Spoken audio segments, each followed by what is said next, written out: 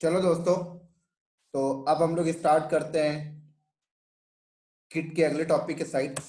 और इस वीडियो में हम लोग कवर करेंगे how to setup on premises git server. How to setup on premises git server बहुत ही इंपॉर्टेंट टॉपिक है दोस्तों। तो जैसे कि मैं आप लोगों को बता दूं, आप सबको एक चीज पता है कि गिटहब में जाने के बाद आपको गिट सर्वर का प्लेट सैस की सर्विस आपको मिल जाती है। ठीक है, तो वहां पर कुछ गिट सर्वर जैसी बात नहीं आती। लेकिन कई इंडस्ट्रीज बोलती है कि हम गिट सर्वर अपने ही ऑन प्रेमाइसेस पे लगाना चाहते हैं, या आप गिट सर्वर पे हम खुद कंट्रोलिंग चाहते हैं।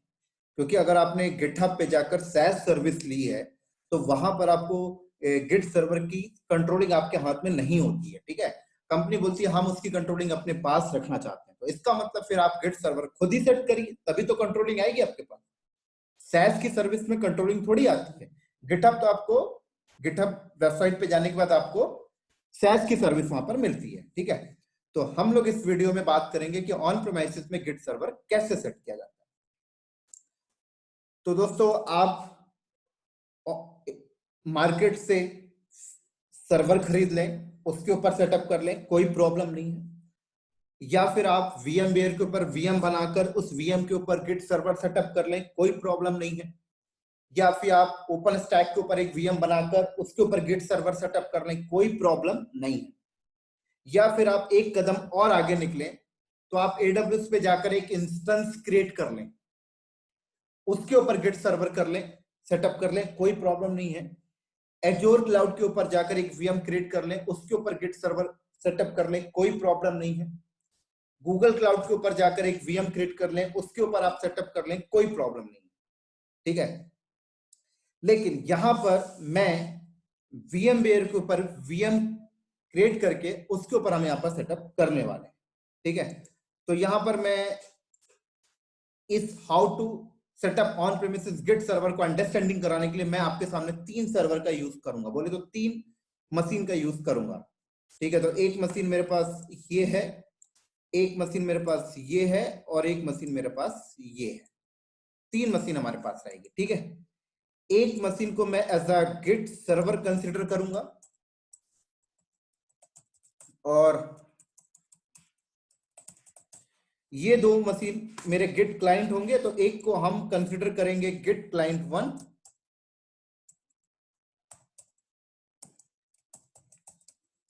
ठीक है, और एक को हम कंसिडर करेंगे गिट क्लाइंट 2। परफेक्ट, तो हम इसको as a git server consider करेंगे, इसको as a git client consider करेंगे, और इसको as a git client. Right, अब जब आप गिट सर्वर बनाने जाते हैं या गिट क्लाइंट बनाने जाते हैं तो ओएस की जो रिक्वायरमेंट होती है वो मैं आपको बता देता हूं। तो गिट सर्वर पे आप लिनक्स भी चाहे तो रख सकते हैं और विंडोज भी चाहे तो रख सकते हैं, कोई प्रॉब्लम नहीं। ठीक इसी तरीके से गिट क्लाइंट में भी ऐसे ही है, आपका विंडोज भी हो सकता है, लिनक्स भी हो सकता है, कोई प्रॉब्लम नहीं। तो ओएस को लेके कोई रोक टोक यहां पर नहीं है। लेकिन मैं इस वीडियो में मैं जिस ओएस को इस्तेमाल कर रहा हूं उस ओएस का नाम यहां पे मैं बता दूं, मैं यहां पर सेंटोस ओएस को इस्तेमाल कर रहा हूं। ठीक है, तो मेरे सर्वर गिट सर्वर में भी सेंटोस ओएस है और गिट क्लाइंट में भी मैंने यहां पर सेंटोस ओएस रखा है। ठीक है, आपका गिट क्लाइंट में विंडोज 10 XP कुछ भी हो सकता है, कोई प्रॉब्लम नहीं। उसके बाद आपको 3 चीज का एक चीज और ध्यान रख के चलना होगा। ओएस के साथ साथ गिट सर्वर और गिट क्लाइंट में गिट का पैकेज होना मैंडेटरी है। तो ध्यान रखिएगा, सर्वर पे भी गिट का पैकेज हो और क्लाइंट में भी गिट का पैकेज होना चाहिए।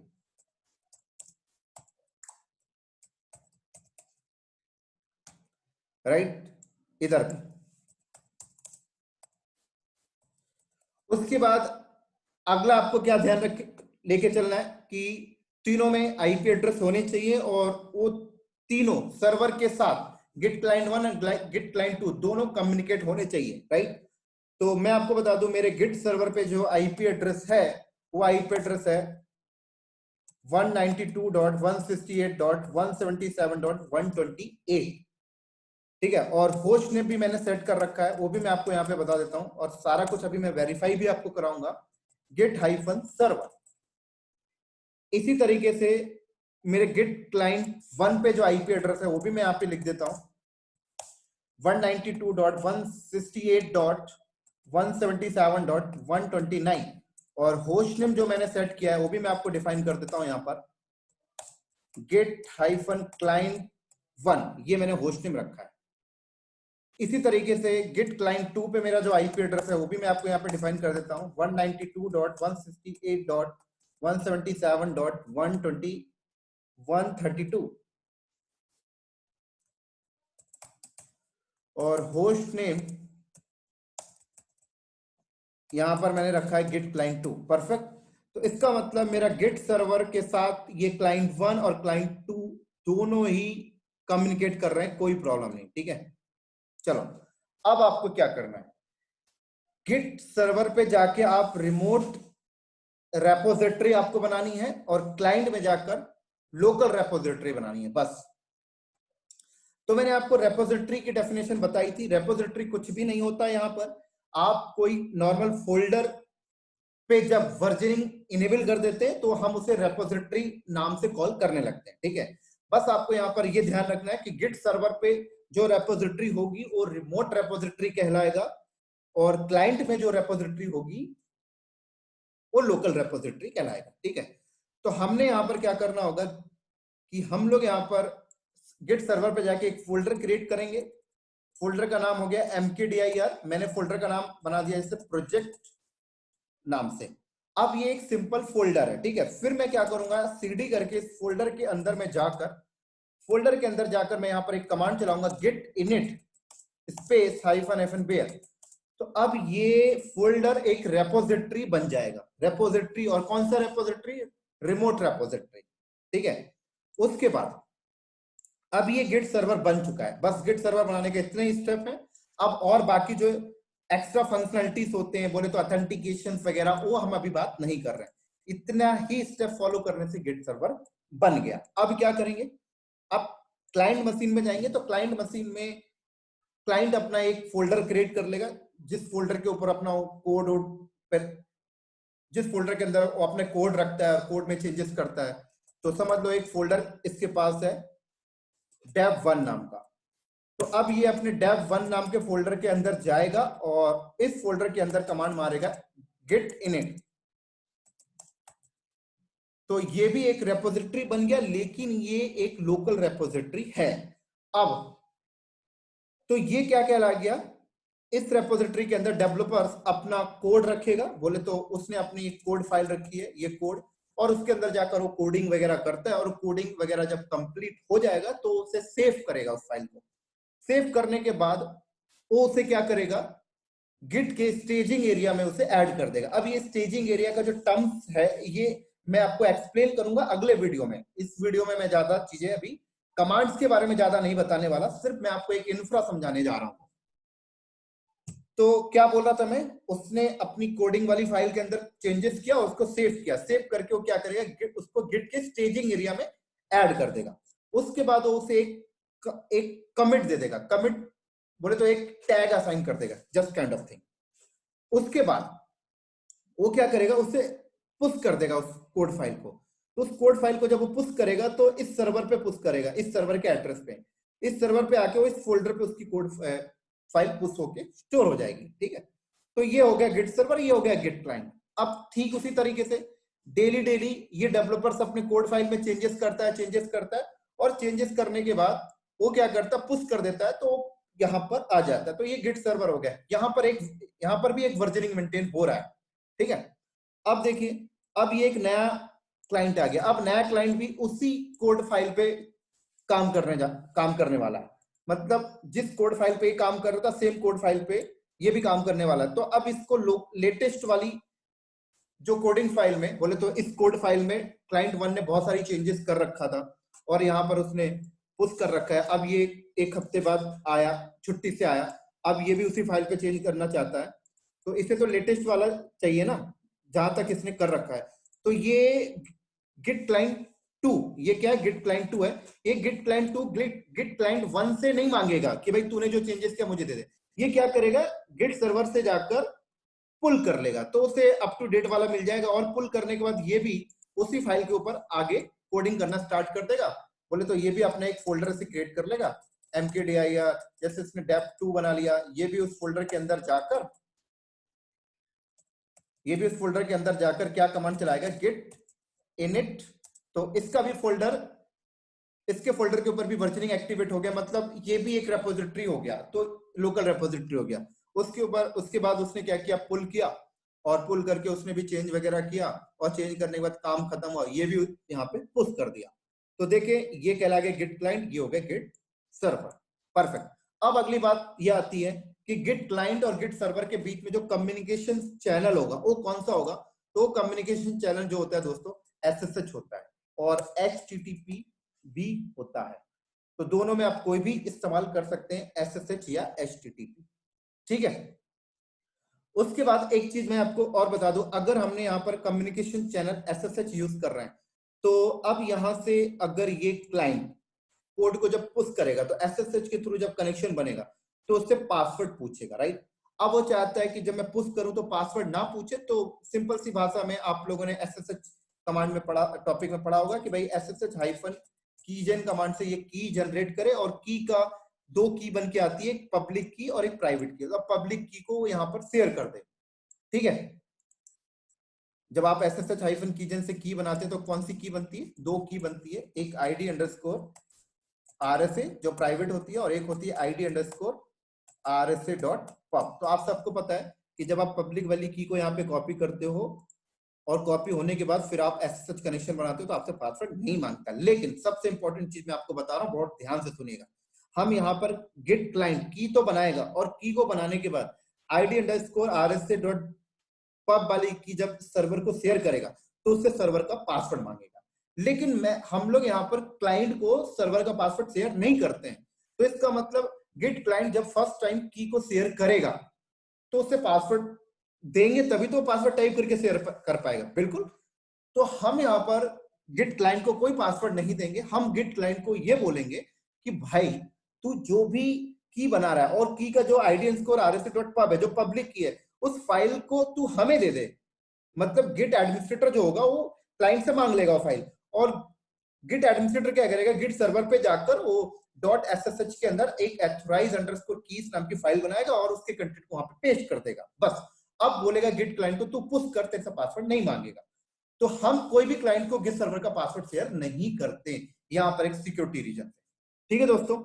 तो चलिए फिर हम इस प्रैक्टिकल को स्टार्ट करते हैं, और इस प्रैक्टिकल्स के लिए आपको पहले ध्यान रखना है कि नेटवर्किंग वगैरह आप कर लीजिएगा पहले से, ठीक है। मैं आपको इस प्रैक्टिकल स्टार्ट करने से पहले मैं आपको बता दूं, मेरे पास जो 3 मशीन है, तीनों मशीन में नेटवर्क कॉन्फ़िगर है, विद IP एड्रेस के साथ कॉन्फ़िगर है, और सब में इंटरनेट भी चल रहा है, ठीक है। तो सब में अगर इंटरनेट भी चल रहा है, तो मुझे बस यहाँ पर yum इंस्टॉल गिट कमांड मारनी है सब में जाके, बस।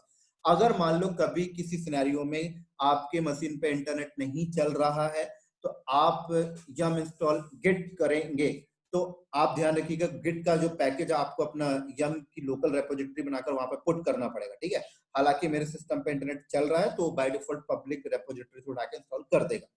या फिर आपके सामने एक और तरीका है, वैसे मैं आपको बता दूं, हर एक लिनक्स OS के अंदर गिट, हर लिनक्स OS अगर आप यूज कर रहे हो, तो लिनक्स OS की जो DVD फाइल होती है, उसके अंदर जो RPMs होते हैं, वहां पर गिट का RPM बाय डिफॉल्ट होता है। तो आपको कोई गूगल से डाउनलोड करने की जरूरत नहीं है गिट का RPM। आपका जो DVD के अंदर जो DVD के अंदर जो पैकेजेस नाम का फोल्डर है, वहीं पर आपको RPM मिल जाएगा, ठीक है। या फिर डाउनलोड करना भी कोई बहुत बड़ा रॉकेट साइंस नहीं है, आप सीधे यहां पर जाएं इंटरनेट में, और क्या लिखें, गिट RPM डाउनलोड।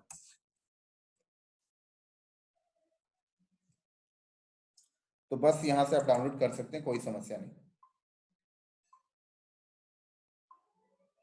ये देखें, क्लियर। या सबसे बेस्ट है कि आप अगर घर पे प्रैक्टिस कर रहे हैं, तो आप ध्यान रखिएगा अपने सिस्टम पे VMware पे इंटरनेट रन कर लीजिएगा, ठीक है। और इंटरनेट रन करना कोई बहुत बड़ा रॉकेट साइंस नहीं है। आप सबने अगर लिनक्स को पढ़ा है और लिनक्स के नेटवर्क के टॉपिक को पढ़ा है, तो मैंने उसमें बताया था कि आप डीएचसीपी प्रोफाइल किस तरीके से सेट कर सकते हैं। ठीक है, एक बार मैं फिर से आपको ओवरव्यू दे देता हूं। हम इस तरीके से nmselect connection add con name, connection का नाम डीएचसीपी, इफ नेम, इंटरफेस का नाम, type ethernet, auto connect yes. ये लो डीएचसीपी प्रोफाइल सेट हो गई। बस इसको lf कनेक्शन अप डीएचसीपी, बस हो गया। तो देखिए इसको आईपी मिल गई डीएचसीपी से, ये देखिए गिट सर्वर है मेरा, और पिंग करिए इंटरनेट, तो परफेक्ट हो रहा है। ऐसे गिट क्लाइंट 1 पे आ जाता हूं, यहां पर भी दिखा देता हूं। यहां पर भी सेम काम कर लीजिए, nmselect connection add con name DHCP, if name ENS, type ethernet, auto connect yes, बस बात खत्म। तो इस तरीके से हमने यहाँ पर इंटरनेट रन कर लिया दोनों मशीनों में, और तीसरी मशीन अभी मैं बाद में ऑन करूंगा, एक्चुअली स्पीड स्लो हो जाता है इसलिए मैंने इसको ऑन नहीं किया है। इस पे भी मैं आपको आईपी वेरीफाई करा देता हूं, देखिए परफेक्ट। चलो अब मैं यहाँ पर पिंग किया www.google.com, परफेक्ट। चलो तो अब चलते हैं गिट सर्वर पे, और गिट सर्वर पे हम पहले गिट का पैकेज डालते हैं, yum इंस्टॉल गिट। तो देखिए उठा लेगा ये,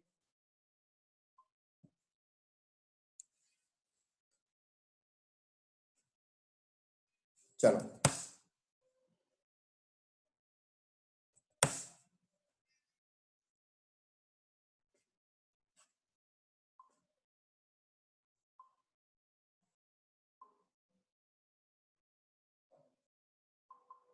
परफेक्ट। ऐसे गिट क्लाइंट 1 पे भी जाके हम पैकेज डालते हैं, yum इंस्टॉल गिट। बहुत इजी है दोस्तों ऑन प्रेमिसेस गिट सर्वर बनाना।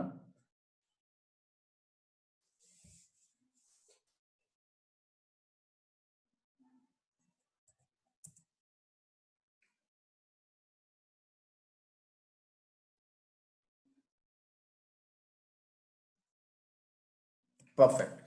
अब चलिए, तो हम यहाँ पर एक फोल्डर क्रिएट कर लेते हैं, जैसे थ्योरी में हमने देखा था प्रोजेक्ट नाम का। बस ये अभी ये एक फोल्डर है, लेकिन थोड़ी देर के बाद ये रेपोजिटरी बन जाएगा। और कब रेपोजिटरी बनेगा? जब मैं इस फोल्डर के अंदर आके कमांड क्या हमारा गेट हाइफन बेयर, तो ये एक रिमोट रेपोजिटरी बन गया। परफेक्ट। अब चलिए गिट क्लाइंट में, अब ये गिट सर्वर बन गया। अब गिट क्लाइंट में आइए दोस्तों। गिट सर्वर बनाना देखिए कोई बहुत बड़ा रॉकेट साइंस नहीं, इतने जल्दी बन गया। अब इसमें जो एक्स्ट्रा फंक्शनलिटी आप कर सकते हैं कुछ सिक्योरिटी को लेकर, ऑथेंटिकेशन को लेकर, वो एक अलग चीज है, बट बेसिकली अगर हम बात करें तो गिट सर्वर ये रेडी हो चुका है। अब हम गिट क्लाइंट पे जाते हैं, और गिट क्लाइंट पे जाकर हमने यहाँ पर एक फोल्डर बनाया, जैसे dev-1 नाम का ये क्लाइंट ने बनाया, और इसके अंदर इसने गया, ये देखिए, और इसके अंदर जाकर इसने क्या किया,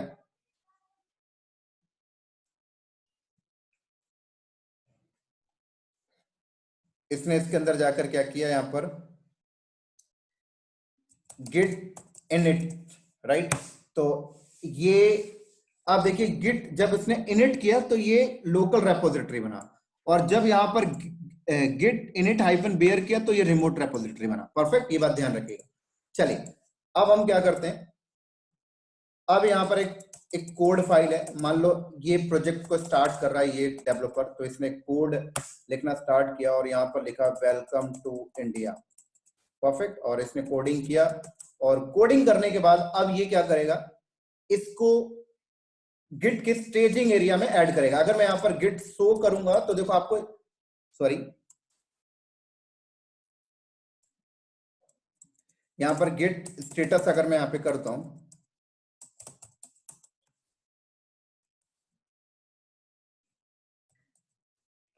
राइट, तो यहां पर देखिए अनट्रैक्ड है, ये फाइल अभी कोई अनट्रैक्ड कंडीशन में है। ठीक है दोस्तों, तो हालांकि इस वीडियो में मैं आपको गिट के कमांड्स के बारे में नहीं अंडरस्टैंड करा रहा हूं, इस वीडियो में हम सिर्फ एक इंफ्रा को अंडरस्टैंड कर रहे हैं, तो कमांड को अभी आप ज्यादा फोकस मत करिए। अगले वीडियो में मैं गिट के कमांड्स को मोर एंड मोर एक्सप्लेन करूंगा कि ये गिट स्टेटस क्या कर रहा है, गिट शो क्या कर रहा है, ये सारी चीजें मैं अगले वीडियो में आपको बताऊंगा। अभी सिर्फ आप मोटा मोटे इतना ध्यान रखिए कि आपने एक फाइल क्रिएट किया है, उस फाइल के अंदर आपने कंटेंट रखा है और बस हमें इसे पहले स्टेजिंग एरिया में ऐड करना है और स्टेजिंग एरिया में ऐड करने के बाद फिर हम इसे कमिट करेंगे, राइट? क्योंकि कमिट करने से पहले आपको उसे स्टेजिंग एरिया में ऐड करना होता है। अगर आपने उसको स्टेजिंग एरिया में ऐड नहीं किया तो आप उसे कमिट नहीं कर सकते, राइट? तो इसलिए मुझे उसे कमिट करना है, इसलिए मैंने उसे स्टेजिंग एरिया में ऐड करना पड़ेगा। और स्टेजिंग एरिया में ऐड करने की कमांड क्या है? गिट ऐड, बस, और फाइल का नाम। तो ये स्टेजिंग एरिया में ऐड हो गई, ठीक है। तो अब जब स्टेजिंग एरिया में जब ये ऐड हो गई और मैं अगर गिट स्टेटस चलाऊंगा तो बताइए ये स्टेजिंग एरिया में अब ऐड हो चुकी है। परफेक्ट। अब मुझे इसे कमिट करना पड़ेगा। कमिट कुछ भी नहीं है, आप उसे एक टैग दे रहे हैं, बोले तो टैग असाइन कर रहे हैं उसके ऊपर, बस। तो कमिट के लिए कैसे होता है? Git commit -m for message, और मैंने यहां पे बोल दिया फर्स्ट टाइम। ये लो, फर्स्ट टाइम मैंने लिख दिया और फाइल का नाम ये लो। तो इसको मैं कमिट कर दिया और अंडर प्रोसेस में है ये। तो इसने देखिए मुझे कुछ बोला है, कह रहा please tell me who you are. कह रहा भाई आप बताओ कौन हो आप। तो ये मुझे नहीं करने दे रहा, कह रहा है कि भाई अपनी कुछ पर्सनल इंफॉर्मेशन बताओ। तो आपको कह रहा है ये कमांड रन करो। तो चलिए भाई रन कर देते हैं। और ये हमसे पर्सनल इंफॉर्मेशन मांग रहा है, और क्यों मांगता है ये सारी चीजें हम बात करेंगे। अभी सिर्फ हमें ये डिफाइन कर देते हैं बस।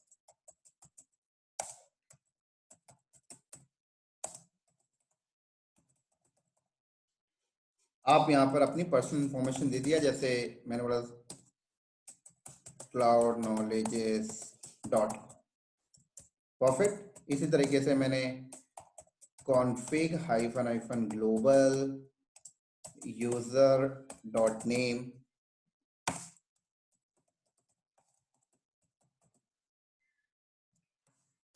परफेक्ट।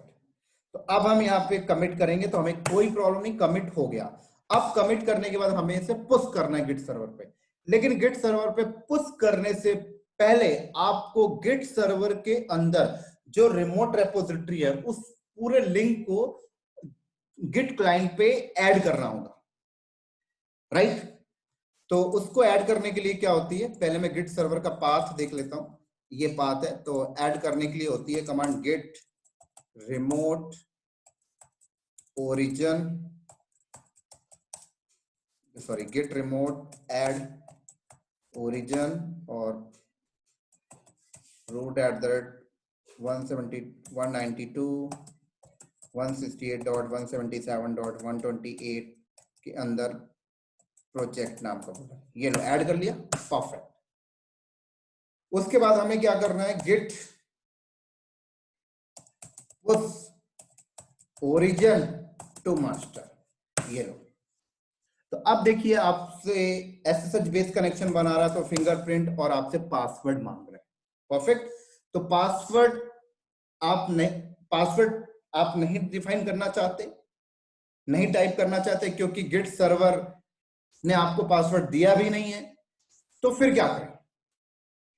या तो पासवर्ड दिया है तो फिर आप क्लाइंट पासवर्ड टाइप कर देगा, बट एक्चुअली गिट सर्वर का जो एडमिनिस्ट्रेटर होता है वो किसी भी क्लाइंट्स को, गिट क्लाइंट को पासवर्ड नहीं देता गिट सर्वर का। उसे बोलता है कि तू एक काम कर, SSH-keygen से की बना, और जब तूने की बनाई होगी तो तेरे होम अकाउंट में की आ गई होगी इस फोल्डर के अंदर। देखो 2 की आ गई, तो तू id_rsa.pub वाली की मुझे दे दे। अब कई बार गिट क्लाइंट क्या करता है, खुद ही यहां से कॉपी करने लग जाता है, ऐसे करके, ले भाई मैं खुद ही अब की को कॉपी कर देता हूं तेरे उसमें गिट सर्वर में, इस तरीके से। तो पासवर्ड मांगेगा फिर से कॉपी करते टाइम, और पासवर्ड तो गिट क्लाइंट को गिट एडमिनिस्ट्रेटर ने दिया ही नहीं है। तो गिट एडमिनिस्ट्रेटर क्या बोलता है गिट क्लाइंट को, तू की बना और की बनाकर उसके कंटेंट मुझे दे दे, बस ये तू मुझे दे दे, बस ये चीज। मैं गिट सर्वर पे तेरे को कैसे ऑथेंटिकेशन पास करना वो मैं डिफाइन करूंगा, तू बस मुझे की बनाकर दे दे। तो एक्चुअल में ये काम करता है गिट क्लाइंट, ठीक है ना। गिट क्लाइंट को हम कभी भी गिट सर्वर का पासवर्ड नहीं देंगे, बात ध्यान रखना दोस्तों, राइट। अगर किसी कंपनी में कोई दे रहा है तो समझ लो आप सिक्योरिटी को लीक कर रहे हो। एक मिनट रुकना।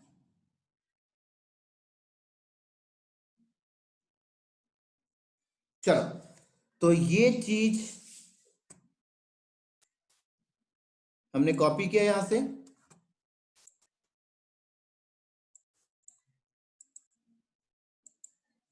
गिट सर्वर पे गया, और गिट सर्वर पे कहां पे जाना है, इसके होम अकाउंट में .ssh नाम के फोल्डर, एक्चुअल में ssh है नहीं तो आप बना लीजिए .ssh, तो देखिए बन गया। अब .ssh पे जाइए और यहाँ पर एक फाइल जनरेट करिए, vim, फाइल का नाम क्या रखना है, ऑथोराइज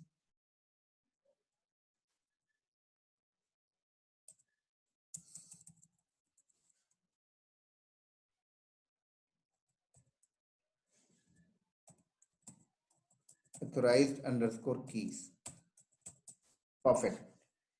तो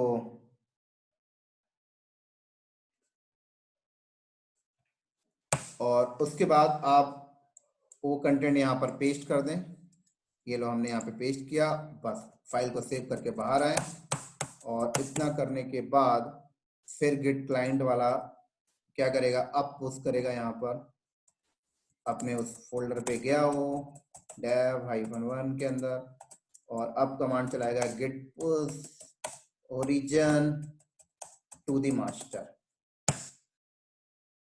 तो देखिए पुश हो गया। अब गिट सर्वर पे अगर मैं जाऊंगा, और गिट सर्वर पे अगर मैं जाकर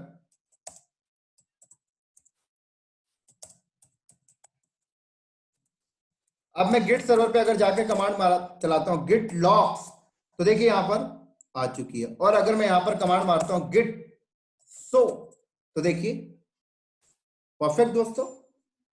अब थोड़ा सा और दिखाता हूं। अब मान लीजिए इसने क्या किया, अपनी फाइल पे खुद फिर से चेंजेस किया, देखिए अब इसने एक लाइन और लिख दिया, welcome to AWS cloud, perfect. और अब ये क्या करेगा, उसे कमिट करेगा, राइट। अब उसे कमिट किया, अब उसने कमिट करते टाइम उसने बोला कि भाई ये मैं सेकंड टाइम कमिट कर रहा हूं, ये लो कमिट किया। अब कमिट करके क्या करेगा, git push origin to master, ये लो,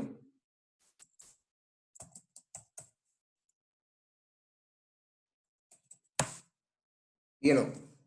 अब गिट सर्वर पे आइए, यहां पर गिट शो करिए, देखिए कह रहा है एक लाइन ऐड हुई है, राइट। हालांकि आपको अभी इतना नोटिस नहीं करना कि गिट शो क्या है, गिट कमिट क्या है, ये सारी चीजें मैं आपको अगले वीडियो में पढ़ाऊंगा। अभी मैं कमांड्स के बारे में डिस्कस नहीं कर रहा हूं, अभी सिर्फ मैं आपको एक उस फोकस की तरफ लेके जा रहा हूं कि गिट को अंडरस्टैंड करें, गिट सर्वर को, ठीक है। चलो, अब ये गिट क्लाइंट 1 है हमारे पास। अब देखिए, अब मान लीजिए हमारे पास गिट क्लाइंट 2 आ गया, ठीक है। हालांकि मेरे पास अभी गिट क्लाइंट 2 को मैं ऑन कर लेता हूं, और ये मेरा गिट क्लाइंट 2, इसको समझ लेते हैं, हम यहाँ पर रीनेम कर लेता हूं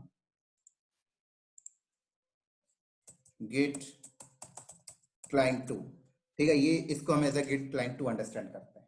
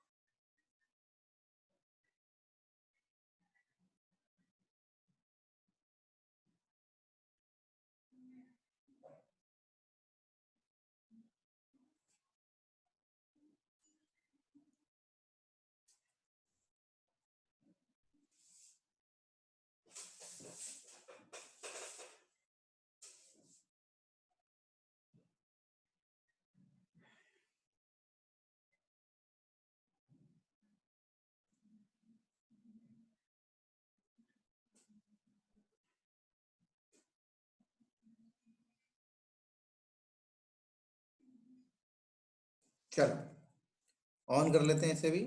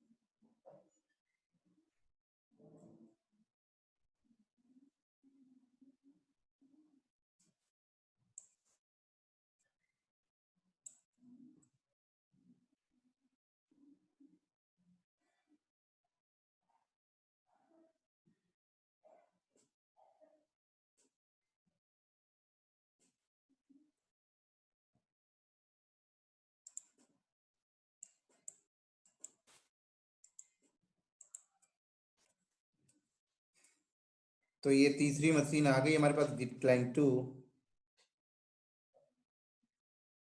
थोड़ा सा स्लो है।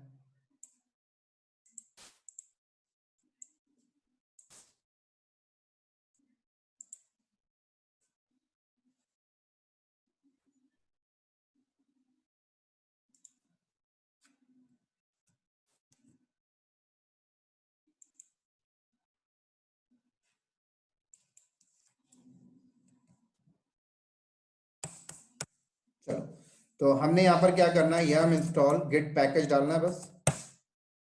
और ऐसा समझो कि एक नया गिट क्लाइंट आ गया, राइट। और ये भी उसी प्रोजेक्ट के लिए काम कर रहा है। तो ये गिट क्लाइंट 1 से कोड नहीं मांगेगा, ये गिट सर्वर से पुल, बोले तो गिट सर्वर से पुल कर लेगा। ठीक है।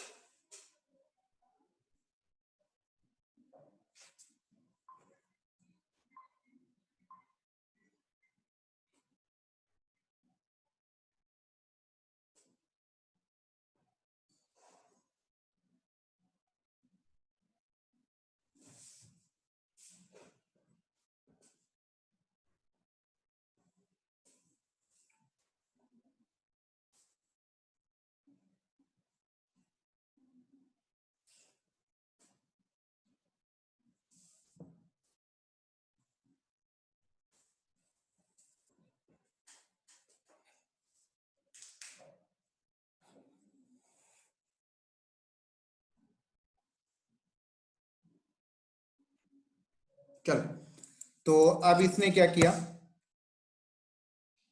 बहुत ज्यादा स्लो कर रहा है। मैं एक काम करता हूँ, ठीक है ठीक है, चलो हो गया। mkdir, इसने dev2 नाम का फोल्डर बनाया और dev2 के अंदर इसने गया और इसको भी एज अ रेपोजिटरी बनाया गेट इनिट कमांड से। उसके बाद ये क्या करेगा, इसके पास करंट डेटा नहीं है तो ये गिट सर्वर से पुल करेगा। तो कैसे पुल करेगा, उसके लिए इसने कमांड चलाया गिट क्लोन। ठीक है, और क्लोन के बाद उसने बोला रूट @ पूरा एड्रेस दे दिया 192.168.177.128 और उसके बाद बोला रिमोट रेपोजिटरी। ये लो, उसने पुल कर लिया। वही पुल करते टाइम भी से पासवर्ड मांगा। तो अब गेट सर्वर तो उसे पासवर्ड देगा नहीं, तो इस क्लाइंट को भी क्या बोलेगा कि तू SSH कीजन से, तो SSH कीजन से की बना और की मुझे दे, इसे भी ऐसे ही बोला जाएगा। तो ये भी क्या करेगा, यहां जाएगा, की बनाया उसने भी कैट किया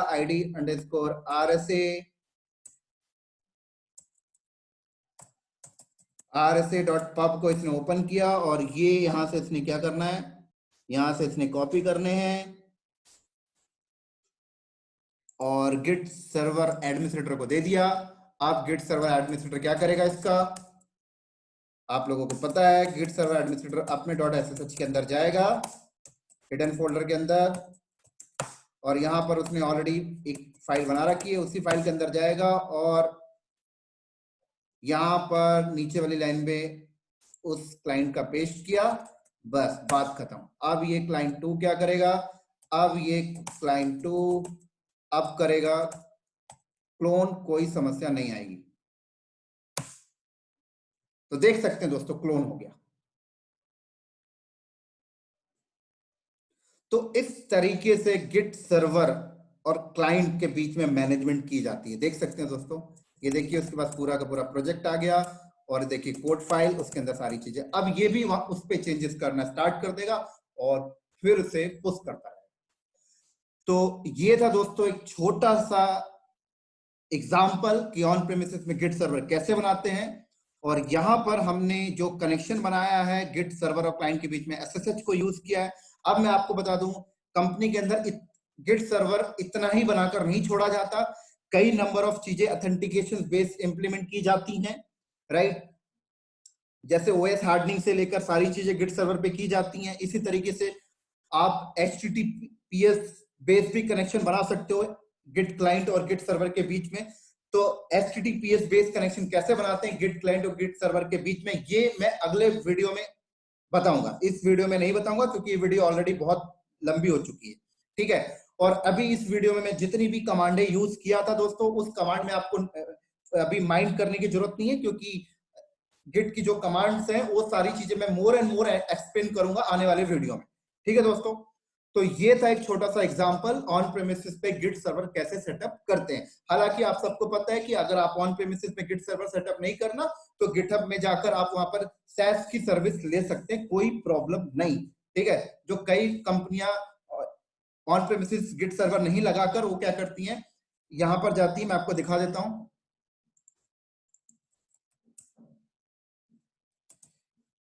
गिटहब में जाती हैं वो लोग, ठीक है, और गिटहब में जाके अकाउंट क्रिएट करते हैं, और अकाउंट क्रिएट करने के बाद रेपोजिटरी क्रिएट करते हैं। तो रेपोजिटरी जब वहां पे वो क्रिएट करते हैं, तो दो टाइप की रेपोजिटरी वो लोग आपको प्रोवाइड करते हैं, एक पब्लिक रेपोजिटरी या प्राइवेट रेपोजिटरी, ठीक है। पब्लिक रेपोजिटरी फ्री को होती है, प्राइवेट रेपोजिटरी का चार्ज होता है, तो वो लोग आपसे चार्ज करते हैं। और वो रेपोजिटरी बैकएंड में जिस भी सर्वर पे होगी, उस सर्वर का एक्सेस आपको नहीं मिलेगा, वो सर्वर का एक्सेस गिटहब के पास होगा, ठीक है। सिर्फ आपको रेपोजिटरी दे दी जाती है और आपको बोला जाता है कि आप अपने क्लाइंट्स को ये रेपोजिटरी शेयर कर दें, वो लोग इस पे पुश कर लिया करेंगे। तो ये चीज होती है गिटहब, जो वहां पर SaaS की सर्विस मिलती है। हालांकि मैं गिटहब के ऊपर भी आपको बताऊंगा कि नेक्स्ट वीडियो में किस तरीके से अकाउंट बनाते हैं, किस तरीके से वहां पर प्राइवेट रेपोजिटरी सेट करते हैं, किस तरीके से पब्लिक रेपोजिटरी सेट करते हैं, किस तरीके से क्लाइंट्स वहां पर पुश करेगा, किस तरीके से क्लाइंट्स ऑथेंटिकेशन कैसे यूज करेगा। तो सारी चीजें हम डिस्कस करेंगे आगे की वीडियो में। ये एक आपके लिए छोटा सा एग्जांपल था ऑन प्रेमिसेस में गिट सर्वर किस तरीके से सेटअप करते हैं। तो मुझे उम्मीद है कि आपको समझ में आया होगा। और दोस्तों, अगर ये आपको समझ में आया तो आप मेरे क्लाउड नॉलेज चैनल को सब्सक्राइब करें और इस वीडियो को लाइक करें, और अपने दोस्तों को भी ये वीडियो आप शेयर करें, ठीक है दोस्तों। तो नेक्स्ट वीडियो में मिलते हैं नेक्स्ट टॉपिक के साथ, तब तक के लिए दोस्तों बाय बाय।